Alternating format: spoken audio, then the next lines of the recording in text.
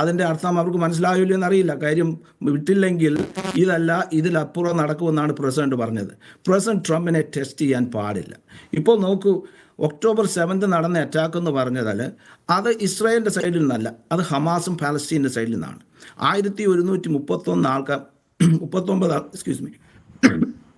39 ആൾക്കാരാണ് അന്ന് മരിച്ചത്. അത് അമേരിക്കയുടെ പോപ്പുലേഷൻ്റെ ഇക്വൽസ് വെച്ച് നോക്കിക്കഴിഞ്ഞാൽ ഏകദേശം 54,000 അമേരിക്കക്കാർ ആ ദിവസം മരിച്ചു എന്ന് വേണം കരുതാൻ. അപ്പോൾ തന്നെ 250ഓളം ഹോസ്റ്റേഴ്സിനെയും അവർ പിടിച്ചുകൊണ്ടുപോയി. അത് ഏകദേശം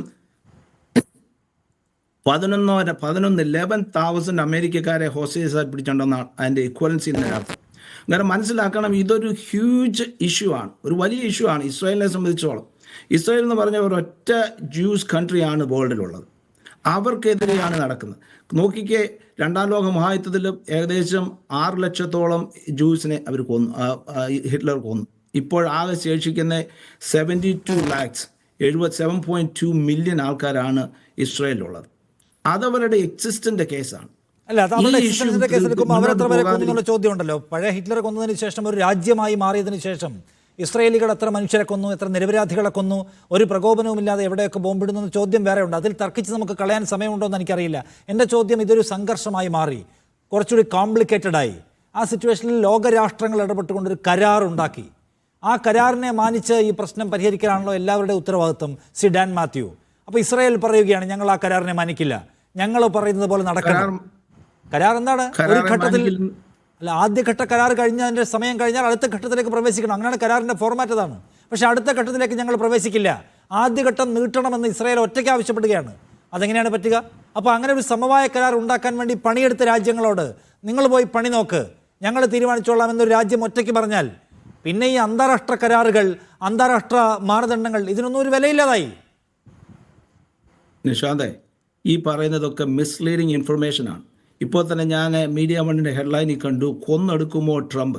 ഒരു കാര്യം മനസ്സിലാക്കണം, 18 മാസമായിട്ട് നടന്ന യുദ്ധത്തിൽ ബൈഡനോ ലോകരാജ്യങ്ങളോ ഒരിക്കലും ഒരു സീസ് ഫയറിന് എഗ്രി ചെയ്തില്ല, അല്ലെങ്കിൽ അങ്ങനെയുള്ള സീസ് ഫയർ വന്നില്ല. ട്രംപാണ് the first day when he become the president of the United States, പുള്ളി പറഞ്ഞു സീസ് ഫയർ വേണം. അദ്ദേഹം സമാധാനം ആഗ്രഹിക്കുന്ന ഒരാളാണ്. ഇസ്രായേലിൻ്റെ സമാധാനത്തിനും അതുപോലെ തന്നെ ഗാസയുടെയും പലസ്തീൻ്റെയും സമാധാനം ആഗ്രഹിക്കുന്ന മനുഷ്യൻ. നോക്കിക്കേ, നിങ്ങളുടെ ഹെഡ്ലൈനൊക്കെ മിസ്ലീഡിംഗ് ആണ്. ഈ ചർച്ചകളൊക്കെ കേരളത്തിലുള്ള ആൾക്കാരെ മിസ്ലീഡ് ചെയ്യുകയാണെന്ന് നിങ്ങൾക്ക് നല്ലപോലെ അറിയില്ലേ? എന്നാൽ ഞാൻ പറഞ്ഞതുപോലെ 18 മിനിറ്റ് എടുക്കൂ ഈ പ്രശ്നം തീരാൻ. ഇതിൽ വളരെ ഡിപ്ലോമസി ഒന്നും ആവശ്യമില്ല. ഈ കരാർ രണ്ടാം ഘട്ടത്തിലേക്ക് കടന്നാലും ഈ പ്രശ്നം കഴിയും. ഒന്നാമത് താങ്കൾക്കറിയാം October 7 ഈ ക്ലാഷ് തുടങ്ങുന്നതെന്ന്. 48 തുടങ്ങിയിട്ടുള്ള ക്ലാഷാണ്. അതിൻ്റെ ഭാഗമായി ഏറ്റവും കൂടുതൽ ലോസ് ഉണ്ടായിട്ടുള്ളത്, ഏറ്റവും കൂടുതൽ വിനാശം അനുഭവിച്ചത് ആരാണ് എന്നും എനിക്കും താങ്കൾക്കും ആരും പറഞ്ഞു തരേണ്ട കാര്യമില്ല. അത് നമുക്ക് വിടാം, അതേക്കുള്ള ചർച്ച നീണ്ടുപോകും. എൻ്റെ ചോദ്യം, ഈ പ്രശ്നം അവസാനിപ്പിക്കാൻ അന്താരാഷ്ട്ര സമൂഹം പണിയെടുത്തുണ്ടാക്കിയ ഒരു ഡോക്യുമെൻ്റ് അവിടെ ഉണ്ട്. അത് വെച്ച് നീങ്ങിയാൽ ഈ പ്രശ്നം തീരും. ഇല്ല, ഞങ്ങൾക്ക് ആ കരാർ വേണ്ട, ഞങ്ങൾ അങ്ങനെ അന്യായമായി പിടിച്ചുകൊണ്ടുപോയ, ഇസ്രായേലിൽ കൊണ്ടുപോയി താമസിപ്പിച്ചിരിക്കുന്ന, പീഡിപ്പിക്കുന്ന ഫലസ്തീൻ ബന്ധികളെ വിട്ടയക്കുന്നില്ല, പകരം ഞങ്ങളുടെ ബന്ധികളെ വിട്ടയച്ചോളൂ എന്ന നില ഒറ്റയ്ക്ക് സ്വീകരിക്കുകയല്ലേ? അതല്ലേ പ്രശ്നം? അല്ല, ആ വഴിക്കും ഇത് പരിഹരിക്കാമല്ലോ. അതെന്താണ് ആ വഴി ഇസ്രായേൽ ഓപ്റ്റ് ചെയ്യാത്തത്? Mr. Nishant, that's a wrong statement. That is a wrong statement. You are misleading the people. Prime Minister Benjamin Netanyahu, President Donald Trump പറഞ്ഞത്, the offer is on the table now today. Let the Hamas come, bring all the hostages, we will stop the attack. ഇല്ല എന്നുണ്ടെങ്കിൽ അത് continue ചെയ്യും. ഈ ചർച്ച നടത്തിയിട്ട് വലിയ കാര്യമൊന്നുമില്ല. കാര്യം just do the action time. The ball is in the hands of Hamas. എൻ്റെ ചോദ്യം, സിഡാൻ നോക്കൂ, അതായത് 15 മാസം കടന്ന് യുദ്ധം ചെയ്തു, ബന്ദികളെ വിട്ടുകിട്ടാൻ സമാധാനത്തിൻ്റെ ഒരു സാധ്യതയും തേടിയില്ല, ഒരു കരാറിലേക്കും പോയില്ല. ബന്ദികളെ കിട്ടിയോ? ഇല്ല. അവരും ഫൈറ്റ് ചെയ്തു, നിങ്ങളുടെ ആക്രമണവും തുടർന്നു. ഫൈനലി അങ്ങോട്ടും ഇങ്ങോട്ടും ആ രണ്ടുപേരുടെയും ലക്ഷ്യം നടക്കണമെങ്കിൽ ഒരു ചർച്ചയും ഒരു സമാധാന കരാറും വേണമെന്നാണ് അന്താരാഷ്ട്ര സമൂഹത്തിന് മനസ്സിലായത്. കാരണം നിങ്ങളുടെ സകലമാന ബോംബുകളും വൈറ്റ് ഫോസ്ഫറസ് ബോംബും കൊണ്ടിട്ടിട്ടും അവിടെ നിന്നുള്ള ബന്ദികളെ കിട്ടിയില്ല. നിങ്ങൾക്ക് ബന്ദികളെ വേണമല്ലോ. അപ്പോൾ എന്തു വേണം? ഒരു ധാരണയിലൂടെ ഇത് മോചിപ്പിക്കാൻ കഴിയൂ. ഞങ്ങൾ ആ ധാരണക്കില്ല, ഞങ്ങൾ പരമാവധി സിവിലിയൻസിനെ കൊന്നു നേടിക്കൊള്ളാം. എന്താണ് ധാരണ? മുഴുവൻ ബന്ധികളെയും വിടാൻ ഒരു കോൺട്രാക്ട് ഇപ്പോൾ ഉണ്ട്. ആ കോൺട്രാക്ട് വയലേറ്റ് ചെയ്യാണ് ഇസ്രായേൽ.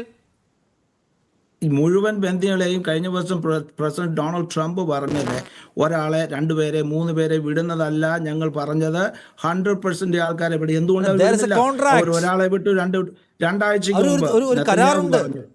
ഒരു കരാർ ഇപ്പോഴുണ്ട്. ആ കരാർ പ്രകാരം അതിന് സമയമെടുത്ത് എല്ലാവരെയും വിടാം, പറ്റില്ലെന്ന് പറഞ്ഞോ. പക്ഷെ അതിനനുസരിച്ച് ഇസ്രായേലിൻ്റെ മിലിറ്ററി അവിടെ നിന്ന് സ്റ്റെപ്പ് ബാക്ക് ചെയ്യണം, അതിൻ്റെ പുനർനിർമ്മാണത്തിന് ആവശ്യമായ സഹായം ചെയ്യണം. ഇതൊക്കെ അതിനകത്തുണ്ട്. അത് നടക്കില്ല എന്ന് ഇസ്രായേൽ പറയാണ്. ഈ പറയുന്ന ഇസ്രായേൽ തുടങ്ങിയ വാറല്ല, അത് October 7th ഞാൻ നേരത്തെ October 7ലും തുടങ്ങിയതാണോ ഡാൻ മാത്യു? അല്ല, October 7ലാണോ തുടങ്ങിയത്? 2022-ലും 2023-ലും 2019-ലും ഒക്കെ നടന്ന അറ്റാക്കിന്റെ ഇസ്രായേൽ നടത്തി കൊന്നുകളഞ്ഞ ആൾക്കാരുടെ കണക്ക് എത്രയാണ്? അതിന്റെ റീസൺ എന്തായിരുന്നു? താങ്കൾ പറയാമോ?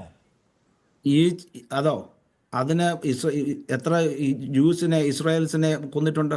ആര് കൊന്നു? കഴിഞ്ഞ വർഷം October 9-ന്, കഴിഞ്ഞ വർഷം October, താങ്കൾക്ക് കണക്കിനെ കുറിച്ച്, കഴിഞ്ഞ വർഷം October 7ൽ അറ്റാക്ക് നടക്കുന്നത് വരെയുള്ള സമയം എടുത്താൽ ആ വർഷം അതുവരെ 200-ലധികം ഫലസ്തീനികളെ ഇസ്രായേൽ കൊന്നിട്ടുണ്ട്. എന്ത് പ്രൊവോക്കേഷന്റെ പേരിലായിരുന്നു?